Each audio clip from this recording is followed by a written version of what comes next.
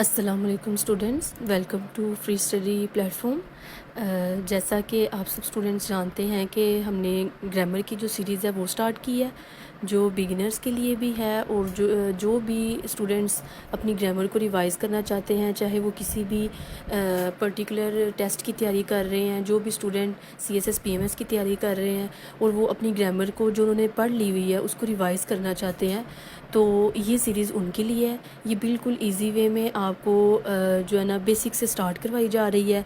जो भी स्टूडेंट हैं वो आज का लेक्चर जो है वो अच्छे से गौर से ले। जो बिगिनर्स हैं वो तो लाजमी गौर से बात सुने, और जिन स्टूडेंट्स ने सिर्फ़ और सिर्फ अभी सिर्फ रिवाइज़ करना है वो स्टूडेंट जो है ना इसको अच्छे तरीके से बस एक बार सुन लें, क्योंकि उनके काफ़ी हद तक कॉन्सेप्ट क्लियर होंगे। ये बिल्कुल बेसिक से मैं स्टार्ट कर रही हूँ, क्योंकि बहुत सारे स्टूडेंट्स ऐसे भी हैं कि जिनको इन भी चीज़ों का नहीं पता। जो 9-10 के स्टूडेंट्स हैं उनके लिए भी हर चीज़ बिल्कुल नहीं होती है, तो इसलिए ये जो लेक्चर है ये हर तरह के स्टूडेंट के लिए है। तो आप प्लीज़ इसमें ना आपको कोऑपरेट करना पड़ेगा। आपने जब भी ये सीरीज़ स्टार्ट करनी है तो आपने इंट्रोडक्टरी लेक्चर से स्टार्ट करना है, तब आपको पता चलेगा कि आप इस सीरीज़ को ज्वाइन क्यों कर रहे हो, और अगर आप कर रहे हो तो आपको इसका फ़ायदा क्या होगा। ठीक है, तो आपने पहला वाला लेक्चर लाजमी लेना है। और आज हम स्टार्ट कर रहे हैं फर्स्ट लेक्चर से अपनी ग्रामर सीरीज़ को। फर्स्ट पार्ट जो था वो इंट्रोडक्टरी था, और अब जो सेकंड स्टार्ट हो गया है उसमें हम बेसिक से अपनी ग्रामर को स्टार्ट कर रहे हैं। ठीक है, तो मैंने आपको फर्स्ट लेक्चर में ही कह दिया था कि हमने स्टार्ट करना है पार्ट्स ऑफ स्पीच से। ठीक है, क्योंकि मैंने आपको पहले भी बताया था कि जो पार्ट्स ऑफ स्पीच हैं ये बिल्डिंग ब्लॉक्स होते हैं। ठीक है, अब हमने अगर एक घर बनाने का सोच लिया है, हमने अगर एक बिल्डिंग बनाने का सोच लिया है, तो हम क्या करेंगे कि हम उसके ऊपर जो है ना बिल्डिंग, उसकी जो ब्लॉक्स बनाएंगे ना हम अच्छे तरीके से बनाएंगे। ठीक है, ताकि जो हमारी जो बिल्डिंग है ना वो अच्छे तरीके से बन सके। ठीक है स्टूडेंट्स, तो अब हम इसको स्टार्ट करते हैं। सबसे पहले आपने इस चीज़ को जहन में रखना है कि पार्ट्स ऑफ स्पीच 8 हैं। आपने उनको अच्छे तरीके से मेमोराइज़ कर लेना है। नाउन है, प्रोनाउन है, वर्ब है, एडवर्ब है, एडजेक्टिव है, कंजंक्शन है, इंटरजेक्शन है एंड प्रपोजिशन है। ठीक है, आपने इनके नेम अच्छे तरीके से याद कर लेने हैं। फंक्शन तो आप साथ साथ फिर पढ़ते रहेंगे, और फर्दर जो इनके रूल्स हैं वो भी आपको लास्ट पे जाके ना मैं इनके साथ साथ पढ़ाती जाऊँगी। ठीक है बेटा, आर्टिकल्स आपने इसमें इंक्लूड नहीं करने। ठीक है, कुछ स्टूडेंट्स होते हैं कि वो आर्टिकल्स को इंक्लूड कर लेते हैं। मेरी अपनी क्लास के जो स्टूडेंट्स हैं वो पार्ट्स ऑफ स्पीच बताते बताते ना आर्टिकल्स को इनमें इंक्लूड करते हैं। आर्टिकल बेटा इनके सब टॉपिक्स में आता है, लेकिन वो इनकी टाइप्स नहीं है। टाइप्स आपने सिर्फ और सिर्फ इसकी 8 ही याद करनी है। ठीक है, टाइप्स में आपने कुछ भी इजाफी नहीं करना। मैं कोशिश कर रही हूँ कि मैं ये जो सीरीज़ है ना इसमें जो वीडियोस हों, मैं उनकी जो लेंथ है ना वो कम से कम हो। लेंथ कम से कम होने का मतलब कि इसके पीछे लॉजिक क्या है। इसके पीछे मेरा लॉजिक ये है कि इंग्लिश और मैथ आप लगा लें कि इंग्लिश वैसे तो पढ़ने में अगर आप चैप्टर वाइज पढ़ें तो वो थोड़ा इजी हो जाता है, लेकिन जब आप ग्रामर की बात करते हैं ना तो वो बहुत ज़्यादा मतलब कि लगा लें बहुत ही खुश्क सब्जेक्ट बन जाता है। तो फिर स्टूडेंट्स जो है ना वो बहुत ज़्यादा फेडअप फील करने लग जाते हैं। अगर थोड़ी सी ज़्यादा बात करनी लग जाए ना इसके ऊपर, इस टॉपिक के ऊपर, तो स्टूडेंट जो है ना वो थक जाते हैं। तो मैंने ना यही सोचा हुआ है कि इसकी जो लेंथ होगी ना वीडियोज़ की वो मैं कम रखूँगी। ठीक है, और आपने ये सिर्फ़ और सिर्फ ये करना है कि जब भी आप स्टार्ट करें आपने इंट्रोडक्टरी लेक्चर से स्टार्ट करना है। चाहे आप डे में एक लेक्चर लें, आपने उसको अच्छे तरीके से लेना है। और आपने इस चीज़ को अपने पास नोट कर लेना है कि जो मैं एंड पे आपको क्वेश्चन दूँ आपने उसको लाजमी अटैम्प्ट करना है। जो स्टूडेंट्स एडवांस लेवल के हैं या थोड़े से मिड लेवल के हैं, उन ये नहीं कहना कि ये तो बहुत इजी लेक्चर था तो हम इसके जो है ना वो क्वेश्चन अटैम्प्ट नहीं करते। मैं आपको PDF में इन नोट्स के साथ आपको क्वेश्चंस की एक्सरसाइज दूंगी, आपने उसको सॉल्व करना है और आपने आंसर्स के साथ अपने आंसर लाजमी मैच करने हैं। ये काम आपने करना है, बाकी का काम समझाने का मेरा है। मैं अपना काम करूँगी, आप अपना काम करेंगे तो बेटा फिर ही आप कुछ ना कुछ अचीव कर सकते हैं। ठीक है, नहीं तो फिर आपका इतना टाइम देने का कोई फ़ायदा नहीं होगा। अब हमने देख लिए पार्ट्स ऑफ स्पीच 8, उनके हमने नाम भी देख लिए। अब हम 1 बाय 1 करके ना इनको डिटेल देखते हैं इनकी। ठीक है, सबसे पहले हमारे पास नाउन। नाउन क्या है बेटा? A noun is a word used as the name of a person place और थिंग। ठीक है, ये तो आपने पढ़ लिया, ये आप पहले भी पढ़ चुके हैं। अब वो किस तरीके से पर्सन के साथ कैसे रिलेट करता है, वो प्लेस के साथ कैसे चलता है, वो थिंग के साथ कैसे चलता है, इसके क्या क्या रूल्स बनते हैं, वो सब हम आगे जाके पढ़ेंगे। आज सिर्फ इसका आपने ओवरव्यू लेना है। जैसे कि हम कहते हैं Islamabad is the city of Pakistan, ठीक है, कैपिटल सिटी। तो इस्लामाबाद जो हमारे पास है ना, ये एक प्लेस है, इसलिए हम इसको क्या कह सकते हैं कि ये है नाउन। ठीक है, अच्छा आगे हम देखते हैं प्रोनाउन। ठीक है, अब आपने नाउन के साथ प्रोनाउन को मैच करके याद करना है, क्योंकि ये जो प्रोनाउन है ना, ये वर्ड की जगह पे यूज़ होता है। A word which use instead of noun. ठीक है, आपने नाउन को यूज़ किया, लेकिन जब आप नेक्स्ट सेंटेंस में रिपीटेशन को अवॉइड करना चाहते हैं ना, तो फिर आप प्रोनाउन को यूज़ करते हैं। For example, Anaya is a girl, Anaya एक लड़की है। अनाया जो है वो आपके पास नाउन है, ये क्योंकि ये किसी का नाम आ गया, ये आपके पास नाउन है। जब आप नेक्स्ट सेंटेंस लिखेंगे तो आप रिपीटेशन नहीं करेंगे, आप बार बार अनाया का वर्ड यूज़ नहीं करेंगे। ठीक है, जो भी सब्जेक्ट आपके पास होगा आप बार बार उसका यूज़ नहीं करेंगे, तो आप क्या कहेंगे, शी, आप इसकी जगह शी का यूज़ करेंगे। ये जो शी है ना बेटा, ये प्रोनाउन है। She is very smart. ठीक है, ये इसमें आपके पास क्या कौन कौन से वर्ड होते हैं, ही होता है, शी होता है, इट होता है। जो वर्ड होते हैं उनका क्या क्या यूज़ होता है, कौन से सिंगुलर होते हैं, कौन से प्लूरल होते हैं, ये सब बातें बेटा जब हम इनको एक एक करके डिटेल के साथ पढ़ेंगे ना, तो उसमें मैं आपको बताऊँगी। नेक्स्ट आगे चलते हैं, तो हमारे पास आ जाता है एडवर्ब। ठीक है, वर्ब हम पहले पढ़ेंगे। A word which use to express action, एक तो वो एक्शन को जो है आपके सामने लाएगा, और एक उसकी स्टेट को, वो किस तरीके से है। ठीक है, इन दोनों तरीके से आप जो वर्ब है ना उसको देख सकते हैं। जैसे कि for example, Ali is writing a letter, कोई भी आप एक्शन प्ले कर रहे हैं, वो लिख रहा है, इसका मतलब वो ये वाला काम कर रहा है। जो भी आपके सेंटेंस में काम हो रहा होगा ना, वो आपका वर्ब होगा, ये आपने याद रखना है। ठीक है, आगे चलते हैं, तो हमारे पास है एडवर्ब। एडवर्ब क्या है जी, a word which use to add something to the meaning of a verb. एक तो वो वर्ब की मीनिंग में इजाफा करेगा, एक वो एडजेक्टिव की मीनिंग में इजाफा करेगा, और किसी भी दूसरे एडवर्ब की मीनिंग में वो इजाफा करेगा। ठीक है, एडवर्ब जो है वो सिर्फ और सिर्फ वर्ब में इजाफे का नाम नहीं है बेटा, वो सिर्फ और सिर्फ उसकी मीनिंग में इजाफा नहीं करता, बल्कि वो एक वर्ब के किसी भी एडजेक्टिव के या किसी भी एडवर्ब की मीनिंग में इजाफा करेगा। ठीक है, एडजेक्टिव क्या है वो मैं नेक्स्ट आपको एक्सप्लेन करने लगी हूँ। तो हम इसकी एक एग्जांपल देखते हैं। This notebook is very clean.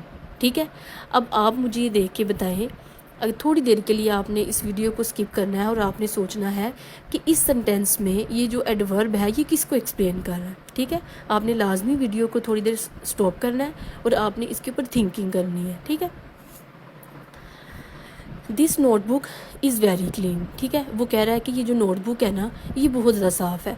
अब आप देखें कि बात किसके बारे में हो रही है, नोटबुक के बारे में। ठीक है, नोटबुक है हमारे पास यहाँ पे नाउन, किसी भी चीज़ के बारे में बात है, चीज़ हमारे पास ये है। ठीक है, बहुत क्लीन है, क्लीन मतलब एडजेक्टिव है, एडजेक्टिव मॉडिफाई कर रहा है नाउन को, वो नाउन का बता रहा है कि जो नोटबुक है ना वो क्लीन है। जो वेरी है ना वो उसके ऊपर जो है ना वो ज़ोर दे रहा है। अब ये जो वेरी है ना, ये हमारे पास एडवर्ब है, ये एडजेक्टिव के मीनिंग में इजाफा कर रहा है कि एडजेक्टिव क्लीन उसने बता दिया, क्लीन तो है लेकिन बहुत ज़्यादा है, तो ये जो बहुत ज़्यादा है ना, ये हमारे पास एडवर्ब है। ठीक है, अब आपने सोचना है कि आपने सही जवाब दिया या नहीं, अगर नहीं दिया तो आपने अब इस चीज़ को अपने माइंड में रखना है। नेक्स्ट हम देखते हैं एडजेक्टिव क्या है, जो हमने ऊपर बात की, एडजेक्टिव क्या है, a word which use to add something to the meaning of noun, जो आपके पास नाउन का मीनिंग दे रहा है। अब ये हमारे पास नाउन था नोटबुक, ये हमारे पास नाउन था, अब ये जो क्लीन है ना, ये उसकी मीनिंग में इजाफा कर रहा है। दिस नोटबुक, ये नोटबुक जो है वो क्लीन है, वो हमें कौन बता रहा है, ये वाला एडजेक्टिव। ठीक है, अब हम इसकी एग्जांपल लेते हैं। आई हैव 5 मैंगोज़, अगर आपके पास ये सेंटेंस 5 के बगैर होता, आई हैव मैंगोज़। ठीक है, लेकिन 5 मैंगोज़ का क्या मतलब है, मैंगोज़ जो है वो कोई भी चीज़ है, ये हमारे पास नाउन है। अब ये नाउन के मीनिंग में इजाफा कर रहा है, वो कह रहा है मेरे पास 5 मैंगोज़ हैं। ठीक है, तो ये क्या है, ये एडजेक्टिव है। अब ये एडजेक्टिव की किस काइंड में आता है, ये जब हम एडजेक्टिव को डिटेल के साथ पढ़ेंगे तो फिर मैं आपके साथ एक्सप्लेन करूँगी इसको। नेक्स्ट हम देखते हैं preposition. A preposition is a word that shows the relationship of a noun और pronoun to another word in a sentence. ठीक है, वो शो करता है नाउन के और प्रोनाउन के रिलेशन को बाकी जो सेंटेंस है ना उसके साथ, क्या रिलेशन है उसका। यूजली बेटा ये जो यूज़ होते हैं ना, ये प्लेस के साथ होते हैं, टाइम के साथ होते हैं और डायरेक्शन के साथ होते हैं, ठीक है। जैसे कि अब मैं इन तीनों की आपको एग्जांपल दे के समझाती हूँ। जैसे कि देखें, the cat is under the table, ठीक है। अब वो कह रहे हैं कैट है, कैट हमारे पास क्या है बेटा, कैट हमारे पास है नाउन, कैट है अंडर, नीचे है टेबल के, ठीक है। अब ये हमारे पास है प्रेपोजिशन, ये बता रही है कि ये जो कैट है ना, इसका रिलेशन क्या है अगले सेंटेंस के साथ, उसका ये है कि वो प्लेस बता रही है कैट की, कि कैट किधर है, अंडर द टेबल है, ठीक है। प्लेस बताने के लिए यूज़ होता है, टाइम बताने के लिए, we will meet at 5 o'clock। अब इसमें प्रेपोजिशन है एट, वो बता रही है हम मिलेंगे कब, 5 बजे। अब ये इस सेंटेंस से इस सेंटेंस को जोड़ रही है और मीनिंग बता रही है, ठीक है। कब वो मिलेंगे, वो नाउन की प्रोनाउन, ये प्रोनाउन है आपके पास, वी, किसी का नाम तो नहीं यूज़ हुआ, ठीक है। अब वो प्रोनाउन को मिला रही है दूसरे सेंटेंस के साथ, ठीक है। तो इसका क्या मतलब है कि जो एट है ना हमारे पास, ये प्रेपोजिशन है, ठीक है। अब नेक्स्ट देखते हैं direction, he walk towards the park, he walked, ये आपके पास एक सेंटेंस है। अब जो प्रेपोजिशन है ना, वो मिलाएगी इस सेंटेंस को दूसरे सेंटेंस के साथ, कैसे, टूवर्ड्स, उसकी तरफ है, पार्क की तरफ, ठीक है। तो आपने याद रखना है कि यूजली जो यूज़ होती है ना प्रेपोजिशन, वो प्लेस के लिए यूज़ होती है, टाइम के लिए यूज़ होती है और डायरेक्शन के लिए यूज़ होती है। जो भी CSS PMS के स्टूडेंट्स हैं वो इस बात को जहन नशीन रखें बेटा कि आपके पेपर्स में एक पोर्शन अलग से होता है CSS प्रेसी के पेपर में, जिसमें आपने सोल्व करना होता है प्रेपोजिशन को, ठीक है। अगर ये बिल्कुल ही जो है ना वो बेसिक लेवल की चीज़ होती तो वो आपके पेपर में इसका एक पोर्शन ऐड नहीं करते, ठीक है। इस पोर्शन का ऐड करने की क्या ज़रूरत है कि प्रेपोजिशन जो है वो बहुत ज़्यादा इंपॉर्टेंट है इंग्लिश ग्रामर में, ठीक है। आगे हम देखते हैं कंजंक्शन को, अ वर्ड दैट जॉइंस 2 और मोर वर्ड्स, जो ये दो से ज़्यादा वर्ड्स को ज्वाइन कर लेता है, ठीक है। फ्रेजेस को ज्वाइन करता है और सेंटेंसेस को ज्वाइन करता है। नेक्स्ट जो आपका होगा लेक्चर, वो आपका फ्रेजेस पे होगा, ठीक है। वो मैं आपको एक्सप्लेन करके बताऊंगी कि इनमें डिफरेंस क्या है, सेंटेंस क्या होता है, फ्रेज क्या होता है, ये मैं आपको नेक्स्ट चैप्टर में बताऊंगी, ठीक है। वो जोड़ देता है। अब उसकी एग्जाम्पल क्या है, कॉमन कंजंक्शंस कौन कौन सी होती हैं, because, since, while, and, but और इफ़, ठीक है। ये जो है ना ये कॉमन है आपके पास। अब हम देखते हैं इसकी एग्जांपल्स कुछ, ठीक है। अब ये वर्ड को वर्ड के साथ भी जोड़ती है, अली एंड हमाद। अब ये जो एंड है ना अंदर, ये हमारे पास कंजंक्शन है, इसने अली और हमाद की बात को जो है वो जोड़ दिया है, Ali and Hamad are friends, ठीक है। अगर हम इसकी सेंटेंस टू सेंटेंस एग्जांपल देखते हैं तो वो कहते हैं I was tired but I kept studying. अब इसमें देखें कि ये एक सेंटेंस है आपके पास अलग, ये एक सेंटेंस है आपके पास अलग, ठीक है। अब ये जो बट है ना, इसने इसको साथ मिला दिया, ठीक है, बट ने इसको इसके साथ मिला दिया, ये कंजंक्शन है। अब फ्रेज टू फ्रेज देखें, ही रेन, वो भागा, ठीक है, ही वॉज लेट, वो लेट हो रहा था। अब ये दोनों आपस में फ्रेजेस कंप्लीट है। अब बिकॉज ने ना इनको आपस में जोड़ दिया, ठीक है। जब इसको जोड़ा है तो इस पूरे सेंटेंस का मीनिंग हमें समझ में आ गया है, वो भाग रहा था क्योंकि वो लेट हो गया था, ठीक है। तो ये जो सेंटेंसेस को आपस में जोड़ती है, फ्रेजेस को जोड़ती है, वर्ड्स को जोड़ते हैं, इसको हम कहते हैं कंजंक्शन। अगर हम लास्ट वाले इंटरजेक्शन की बात करें तो ये वो वाला वर्ड है जो एक्सप्रेस करता है सडन फीलिंग्स को, जो अचानक आपके मुंह से अल्फाज निकलते हैं, उसको हम कहते हैं interjection. For example, hurrah, we won the match, ठीक है। अब आप आगे चल के जब इसकी डिटेल देखेंगे तो आप इस चीज़ को समझेंगे कि इन पार्ट्स ऑफ स्पीच में से भी कुछ पार्ट्स ऑफ स्पीच ऐसे होंगे जिनकी मैं बहुत कम डिटेल आपको करवाऊंगी, जो बिल्कुल भी इम्पोर्टेंट नहीं है, जिसमें हमारे पास इंटरजेक्शन आ जाता है, जिसमें हमारे पास कंजंक्शन आ जाता है। इन पे हमें इतनी डिटेल में बात करने की ज़रूरत नहीं। हमारे लिए ज़रूरी है प्रेपोजिशन, हमारे लिए बहुत ज़रूरी है प्रेपोजिशन। हमारे लिए एडजेक्टिव इतनी ज़रूरी नहीं है, हमारे लिए एडवर्ब इतनी ख़ास ज़रूरी नहीं है, हमारे लिए वर्ब का बहुत काम है। जब तक हमें वर्ब नहीं आएगी तब तक हम टेंसेस को नहीं कर सकते, बिल्कुल भी हम इनको टच भी नहीं कर सकते जब तक हमें वर्ब का नहीं पता, ठीक है। हमारे लिए वर्ब बहुत ज़्यादा ज़रूरी है, हमारे लिए प्रोनाउन बहुत ज़्यादा ज़रूरी है, क्योंकि जब तक हम सेंटेंस का स्टार्ट करते हुए हमें सब्जेक्ट का ही पता नहीं होगा तो फिर हम उस सेंटेंस को स्टार्ट नहीं कर सकेंगे, ठीक है। उसके बाद हमारे लिए नाउन बहुत ज़्यादा ज़रूरी है, क्योंकि नाउन आपका हर जगह पे यूज़ होता है। तो बेटा आपने अब इस लेक्चर को अच्छे तरीके से याद करना है, इन डेफिनेशंस को, इन एग्जाम्पल को अच्छे तरीके से आपने समझ लेना है। मैं आपको PDF फ़ाइल दे दूँगी, ठीक है। नीचे आप डिस्क्रिप्शन में देखेंगे, आपको वहाँ पे PDF फ़ाइल मिल जाएगी। मैंने वहाँ पे कुछ क्वेश्चंस, कुछ MCQs रखे होंगे, आपने उन लेक्चर लेना है और उनको अटैम्प्ट करना है। आपने जब उनको अटैम्प्ट कर लेना है, उसके बिल्कुल नीचे मैं आपको आंसर शीट भी दूँगी। आपने आंसर शीट पहले नहीं देखनी, आपने सिर्फ़ और सिर्फ उनको अटैम्प्ट करना है और आपने देखना है कि मुझे इस लेक्चर की समझ आ गई है, फिर नेक्स्ट आपने अगले लेक्चर की तरफ जाना है, ठीक है। मैंने बहुत ज़्यादा स्ट्रगल की है इंग्लिश ग्रामर के लिए, और मैं चाहती थी कि कोई मुझे ऐसा मेंटोर मिल जाए, कोई ऐसा टीचर मुझे मिल जाए जो सिर्फ़ और सिर्फ मेरा टेस्ट कंडक्ट कर लिया करे। मैं ग्रामर पढ़ भी लेती हूँ, मैं बुक्स भी मैंने एक्सप्लोर कर रही हैं। मैं एक टाइम पे 4-4 5-5 बुक्स सामने रख के बैठी हुई हूँ इंग्लिश की। मुझे डेफिनेशंस पता है, मुझे हर चीज़ का पता है, मुझे इनकी काइंड्स का पता है, मुझे इनके रूल समझ में आ गए हैं। लेकिन जब तक मेरा कोई टेस्ट नहीं लेगा, तो मैंने जो पढ़ा हुआ है वो मेरे माइंड में नहीं बैठेगा, वो नहीं बैठ सकता। ये इम्पॉसिबल बात है कि आप एक चीज़ एक दफ़ा पढ़ें और आप 1 मंथ 2 मंथ के बाद आप उसको दोबारा देखें और आपके ये तो मुझे सारा कुछ आता है। ऐसा नहीं होता। अगर आप पार्ट्स ऑफ स्पीच याद करते हैं 8 पार्ट्स ऑफ स्पीच को, तो आप अभी रिकॉल करके देखें आप, और 1 वीक के बाद आप देखिएगा, 1 वीक के बाद वो आपके माइंड में भी नहीं रहेंगे।